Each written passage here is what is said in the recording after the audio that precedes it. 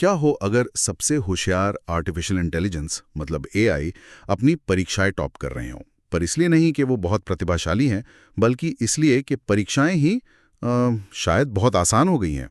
सालों से हम एआई की तरक्की को गणित के बेंचमार्क से नापते आए हैं, पर अब एक कह सकते हैं पेच फंस गया है। जो टॉप मॉडल्स हैं वो अब लगभग 100% स्कोर ला रहे हैं। तो ये समझना मुश्किल हो रहा है कि क्या वो वाकई ज्यादा स्मार्ट हो रहे हैं या बस टेस्ट के सवालों को रटने में बेहतर हो गए हैं। और यहीं पर एक नया रिसर्च पेपर आता है, एक ऐसी चुनौती लेकर जिसे एआई की गणित की क्षमता के लिए फाइनल बॉस कहा जा रहा है। इसका नाम है एएमओ बेंच। आज हमारी गहन चर्चा इसी एएमओ बेंच पर है। हम समझने की कोशिश करेंगे कि आखिर यह है क्या, इसने दुनिया के सबसे शक्तिशाली एआई मॉडलों को कैसे परखा, उनके पसीने क्यों छुड़ा दिए, और जो नतीजे आए हैं वो एआई के भविष्य के बारे में क्या बताते हैं। हमारे पास ये डिटेल्ड रिसर्च पेपर है, AMO bench, large language models still struggle in high school math competitions. तो चलिए इसकी गहराइयों में उतरते हैं। तो जैसा हमने कहा, मौजूदा मैथ टेस्ट में एआई लगभग टॉप पर है। एएमई 24-25 जैसे बेंचमार्क्स पर 90% से ज्यादा स्कोर, ये तो अब आम बात हो गई है। तो सवाल उठता है, क्या ये टेस्ट अब भी उनकी असली तर्क क्षमता, उनकी रीजनिंग पावर को सही से माप रहे हैं, या हम बस उनकी रटने की क्षमता को ही देख रहे हैं? बिल्कुल सही सवाल है।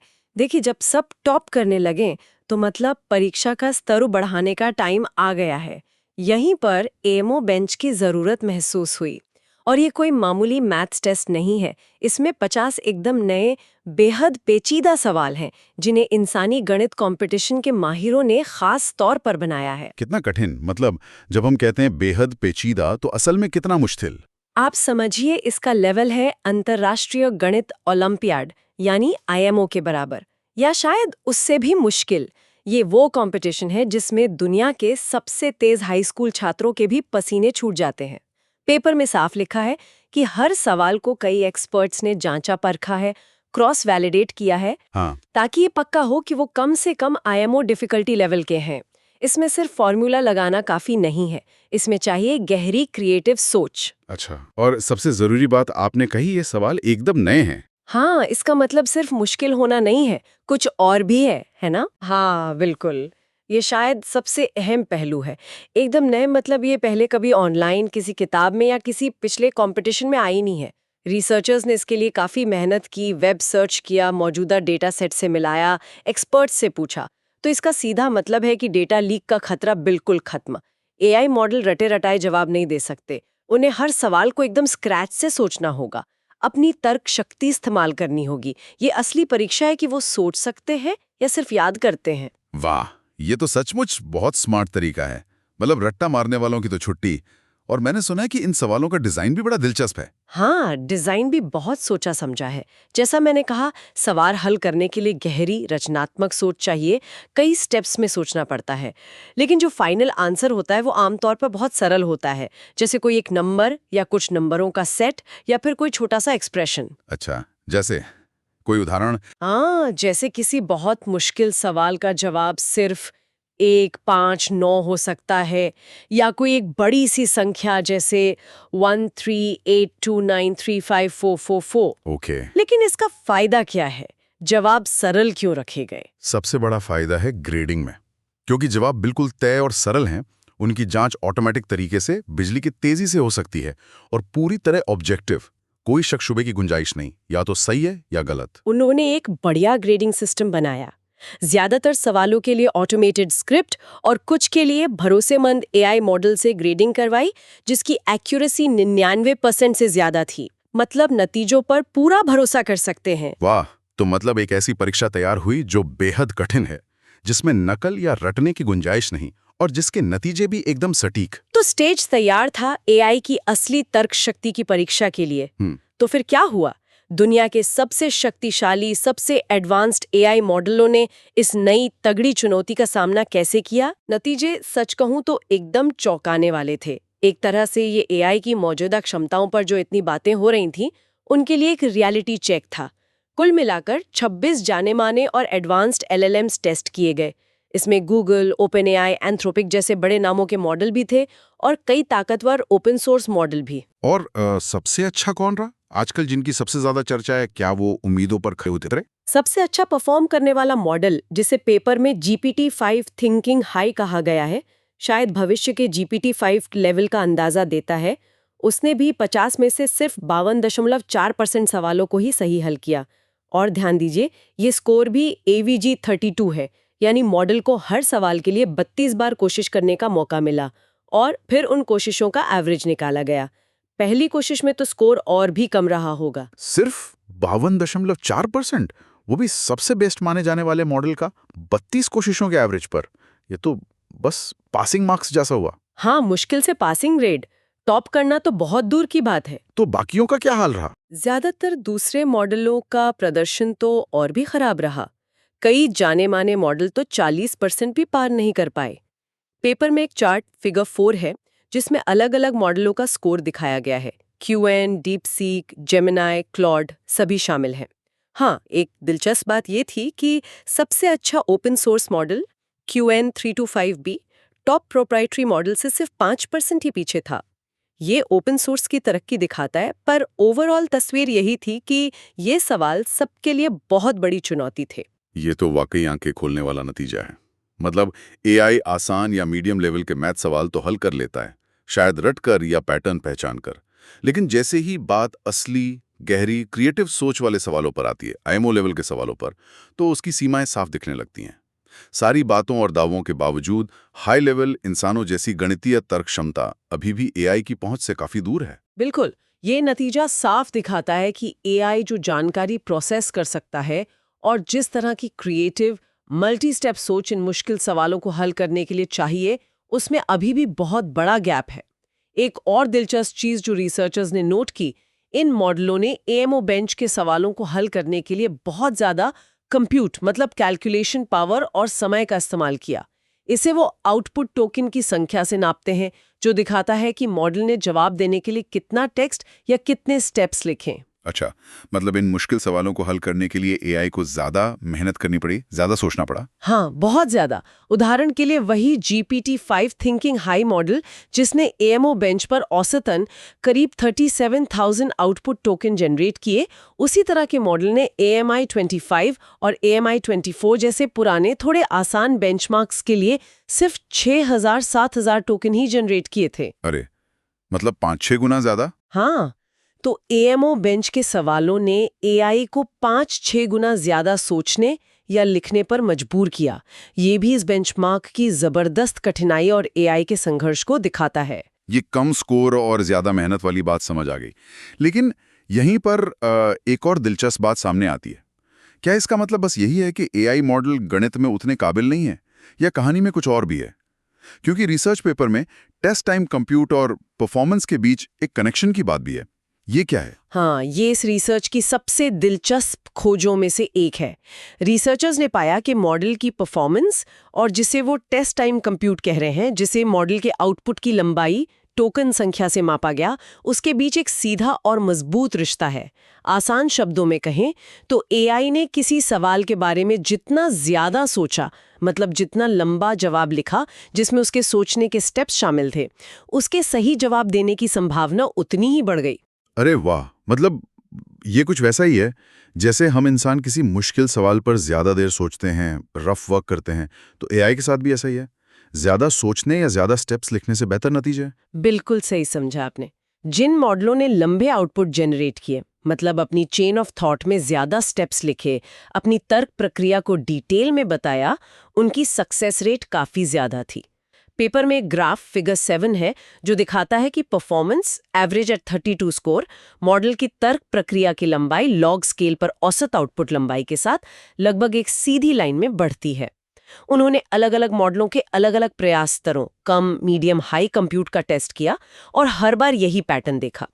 ज्यादा कंप्यूट मतलब ज्यादा लंबा आउटपुट और ज्यादा लंबा आउटपुट मतलब बेहतर स्कोर। इससे पता चलता है कि रीजनिंग मतलब तर्क करना मशीनों के लिए भी कोई जादू की छड़ी नहीं है जो पल भर में हो जाए। इसमें टाइम और एफर्ट लगता है। ये बात मैथ 500 और AME24 जैसे दूसरे बेंचमार्क्स पर भी देखी गई है। ये तो कमाल की बात है। यानी एआई सिर्फ जवाब नहीं दे रहा बल्कि एक तरह से काम कर रहा है और ज्यादा काम करने से बेहतर नतीजे आ रहे हैं। लेकिन फिर यहीं पर शायद सबसे उम्मीद जगाने वाली खोज भी आती है ना? हाँ। जो पासएट के मीट्रिक से जुड़ी है। हाँ, ये वाकई उम्मीद जगाने वाली बात है। देखिए, AVG 32 स्कोर हमें बताता है कि औसतन मॉडल कैसा परफॉर्म करता है। लेकिन एक और मीट्रिक है जिसे पास एट के कहते हैं। पास एट के ये मापता है कि अगर मॉडल को किसी सवाल को हल करने के मौके दिए जाएं तो क्या वो कम से कम एक बार सही जवाब दे पाता है। ये मॉडल की क्षमता को दिखाता है, भले ही वो हर बार सफल ना हो। अच्छा, तो जब मॉडलों को कई मौके दिए गए तब क्या हुआ? परफॉर्मेंस सुधरी? हाँ, नतीजे आश्चर्यजनक रूप से सुधर गए। खासकर जब रिसर्चर्स ने के को 32 रखा, पास एट 32, यानी हर मॉडल को हर सवाल हल करने के लिए 32 अलग-अलग कोशिशें करने दी। तब देखा गया कि जो टॉप मॉडल AVG 32 पर 50-52% के आसपास स्ट्रगल कर रहे थे, उनकी सक्सेस रेट पास एट 32 पर 70% से भी ज्यादा हो गई। 70% से ज्यादा? हाँ, उदाहरण के लिए GPT-5 थिंकिंग हाई का स्कोर 52.4%, AVG एट 32 से बढ़कर 82% पास एट 32 तक पहुंच गया। 82%? वाह! हाँ, और दूसरे टॉप मॉडल जैसे डीप सीक और क्वेन ने भी पास एट 32 पर 70% से ज्यादा स्कोर किया। फिगर 8 में ये दिखाया गया है। तो इसका मतलब तो ये हुआ कि मॉडल के अंदर क्षमता तो है। बिल्कुल, इसका मतलब ये है कि इन मॉडलों के अंदर उनके नेटवर्क में इन कठिन सवालों को हल करने का ज्ञान और कौशल कहीं न कहीं छुपा हुआ है। वे सैद्धांतिक रूप से इन्हें हल कर सकते हैं। लेकिन दिक्कत ये है कि उनमें पहली कोशिश में ही सही तर्क पथ खोजने की विश्वसनीयता मतलब रिलायबिलिटी और सुसंगतता मतलब कंसिस्टेंसी की भारी कमी है। क्षमता तो है, लेकिन उसे हर बार भरोसेमंद तरीके से सतह पर लाना, उसे इस्तेमाल करना, ये असली चुनौती है। ये उस छात्र की तरह है जिसे सब आता है पर पहली बार में सही फॉर्मूला याद नहीं आता, पर 2-3 मौके मिले तो सवाल हल कर देता है। तो ये सब हमें कहाँ ले जाता है? एएमओ बेंच के इन नतीजों और विश्लेषणों का निचोड़ क्या है?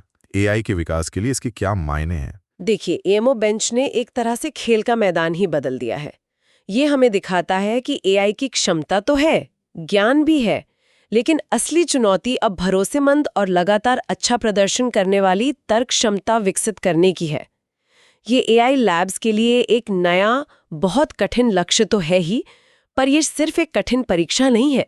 ये भविष्य के लिए एक साफ रोडमैप भी देता है। ये दिखाता है कि सिर्फ अंत में सही जवाब पाना ही काफी नहीं है। कैसे और कितनी मजबूती से, कितनी विश्वसनीयता से आप उस जवाब तक पहुंचते हैं, ये अब ज्यादा जरूरी हो गया है। तो अगला बड़ा लक्ष्य क्या होना चाहिए एआई रिसर्च में इन नतीजों को देखते हुए? क्या सिर्फ ज्यादा डेटा पर ट्रेनिंग देना काफी होगा? शायद नहीं। अगला बड़ा लक्ष्य ऐसे एआई बनाना है जो साफ तौर पर क्रिएटिव तरीके से और सबसे जरूरी सही ढंग से सोच सके, और वो भी पहली बार पूछे जाने पर ही। ये सिर्फ ज्यादा जानने या ज्यादा डेटा रटने के बारे में नहीं है। ये मजबूत, सुसंगत और भरोसेमंद तर्क प्रक्रिया विकसित करने के बारे में है। जैसा हमने पासएट के नतीजों में देखा, क्षमता तो है, लेकिन उसे भरोसेमंद बनाना असली चुनौती है। इस नए गणितीय एवरेस्ट यानी एएमओ बेंच को जीतने की दौड़ अब सही मायनों में शुरू हुई है। और अच्छी बात यह है कि रिसर्चर्स ने एएमओ बेंच का पूरा डेटा, सारे सवाल और मूल्यांकन कोड पब्लिक कर दिया है mobench.github.io पर।